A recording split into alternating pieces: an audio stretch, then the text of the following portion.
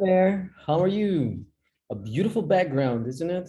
Wonderful forest with rays of sunlight that represents hope when the situation is difficult. When it seems like there is no hope, we have hope. Let's have hope. Do not despair. God is by our side. We're going to see a victory, all right? Don't despair. Instead, let's take a look at today's lesson. And today's lesson is about none other than, let me find it quickly, wait a second. Okay. None other than David and Goliath. Of course, that story. Now, in the previous lesson, we read about David going and picking 5 smooth stones from a stream, just 5 smooth little stones to fight a giant. Look at that. He's coming. He's unarmed, people say. And facing that bloodthirsty giant, he must be mad.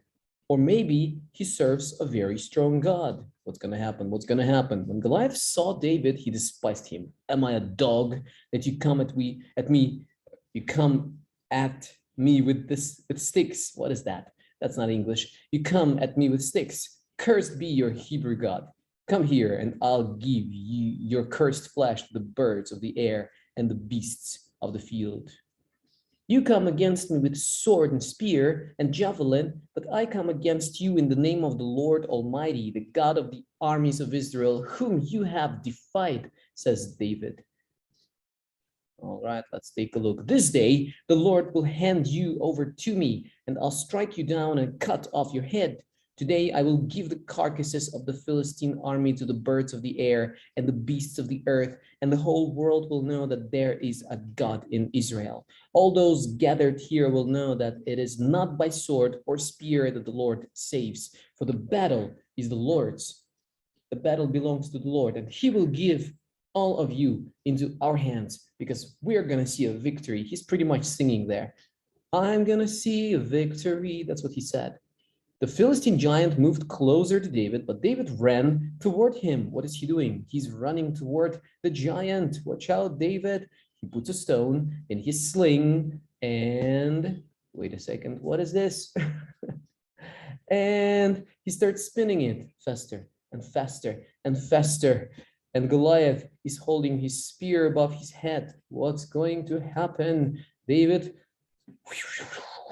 throws the stone with a sling. It flies higher and higher. Up it goes and hits his forehead, right between his eyes. There he is, lying on the ground with a stone in his forehead. David picks up his sword, Goliath's sword, and cuts his head off. Ooh, disgusting. Close your eyes. It's not nice. Too much violence. Yeah, shout the people. David has done it. He did the impossible. He killed the giant with giant's own sword. Yes, this is what David has done. And we'll read the rest of the story. This is the next part of the story later, maybe. Let's read it again. I'll read quickly. Be patient, please, and stay faithful. Do not stop the video in the middle. What a shot. The Philistine giant could not believe his eyes when he saw David coming toward him. All David had to fight with was his shepherd stick, a sling, and 5 smooth stones he had found in a stream. Goliath started walking toward David to get a better look. What's that stick for? He asked. Am I a dog? He swore at David and said, I will give your body to the birds and animals to eat. David replied, you have a sword and a spear and a javelin. I come with the Lord God Almighty on my side. Today, everyone will see that the Lord does not need swords or spears to save his people.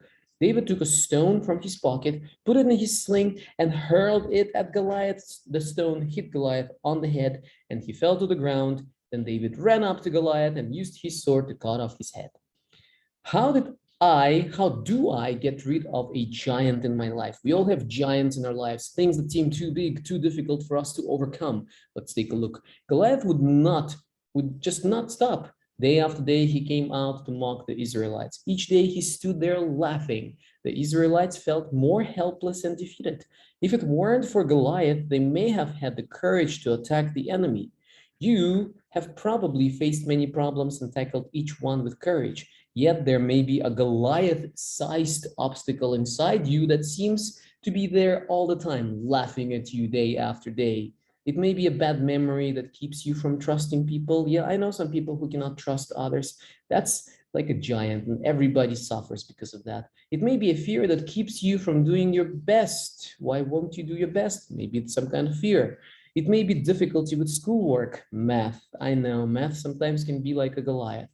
Or it may be the way you see yourself. Do you see yourself as ugly or worthless?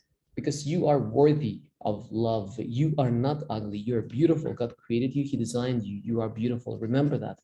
Go get that giant. We're going to see a victory. Let's defeat those giants in our lives. Pray for courage, then face your problem head on in God's strength and with God's armor. Verse for today: for everyone born of God overcomes the world. This is the victory that has overcome the world, even our faith. 1 John 5:4. We're going to see a victory, and the giant of this difficulty that Sri Lanka is going right now, the Goliath of Sri Lankan difficulty, is going to fall down. We're going to defeat it. Give me that rock. Give me that sling. Let's do it together. You'll see. We're going to see a victory. See ya.